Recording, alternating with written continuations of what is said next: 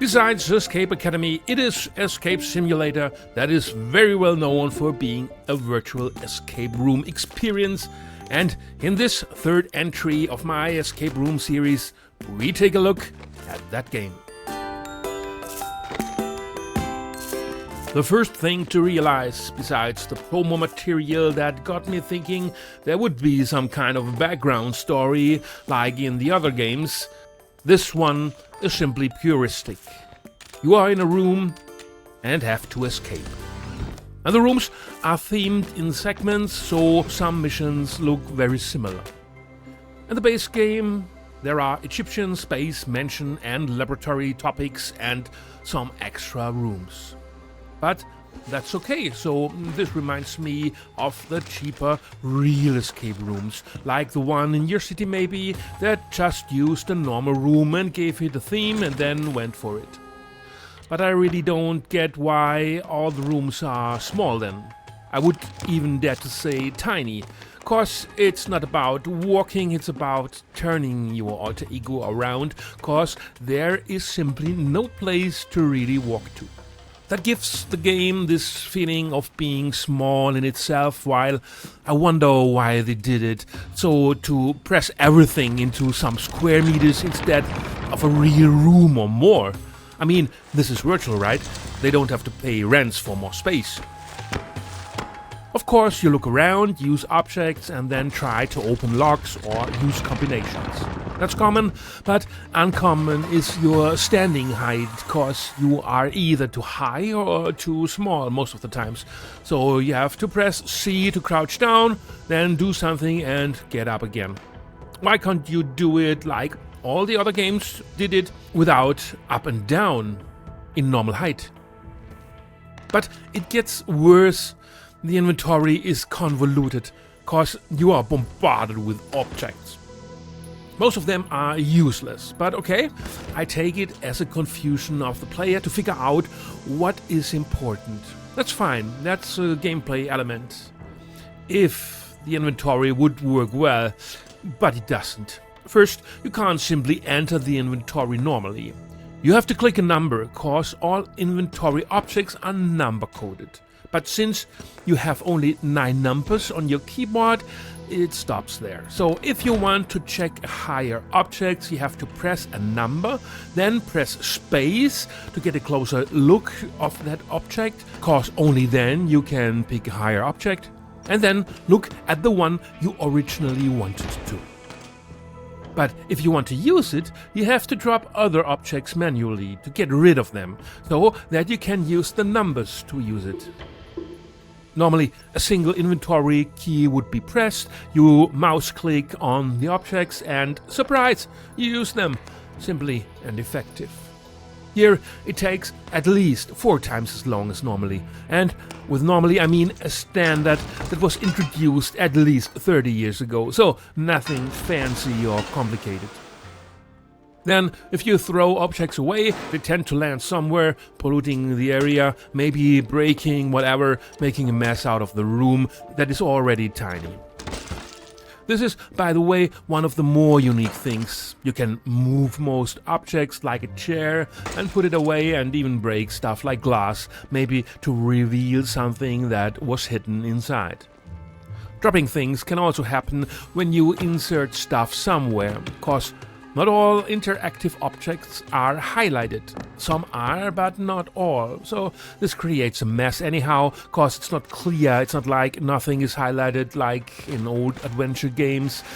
Some are, some not. So in the end, you try everything finally. That leads to the fact that maybe there are some kinds of cue points missing, and inserting something or using it somewhere mostly causes wild throwing of the object that you may have to search on your convoluted ground to try it again. The time limit isn't that strict. If it runs out, simply go on, that's okay. You only get less stars in completing the room. That's relaxing, cause the time as well isn't shown all the time. You will have to turn to the clock on the wall to read it. Maybe this is more like in a real escape room, but I would rather see the clock running all the time. Very seldom there are twists in the rooms. Sometimes a second room opens, but that one is small as well and very similar in the design.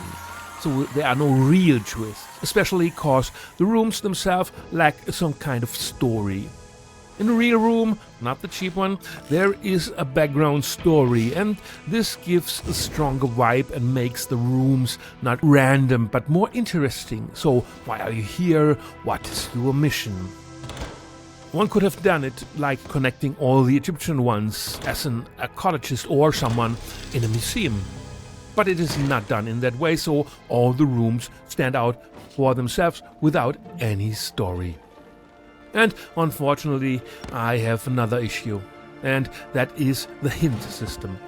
Cause that is very basic and doesn't really help. The first hint is always the obvious one, the second also in a way, but then the next thing is for the next puzzle. So if you don't need hints in the basic things, so which puzzle to solve and where to start, you maybe will not get them cause they didn't prepare enough hints to guide you to the end of a puzzle, which is strange in itself, cause if you're not able to figure out one of the obvious things, like where to start it, how can you solve the rest of it? So in itself, more hints even to the end of a puzzle would have been logical, and as well the common thing. Alright, a lot things on the downside. Let's get some good stuff. The basic feeling of an escape room is there, and when you have solved it, even outside the time limit, you feel like, yeah, I did it. You have an option to model your character as well. That's not bad, not a thing that was necessary, cause in the end, I normally don't see my guy very often, but okay. And there is a level editor, and I really enjoy that. It seems easy to use, and especially when you have such a tool, why don't they themselves do bigger rooms? Everything then would be not as stuffed in one place as it is, the game would feel bigger in scale, and the overall feeling would be so much better. There are multiplayer and VR modes as well. I have not tried them, cause I could not recommend a friend to buy the game to test it. And this brings me to the conclusion, cause Escape Simulator is only an okay game, costing normally around $20. Even on sale, I would rather try a demo version if you find one, cause the flaws are breaking it for me.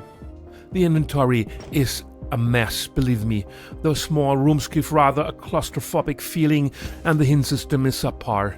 Unfortunately, I played Escape Academy first and saw what you can do with a story, bigger rooms, twists, many different elements, a normal good inventory system where everything is on the perfect height. You don't feel like either a giant or a mouse, and have a usable hint system.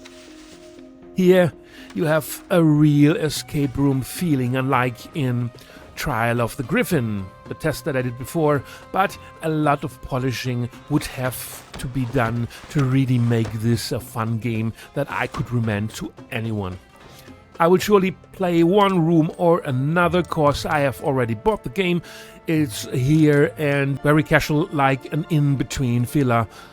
Something like the whole concept seems to be that feels a little too relaxed and lazy, and when I want to spare my Escape Academy rooms for the interaction with other players, cause they are worth it and well designed.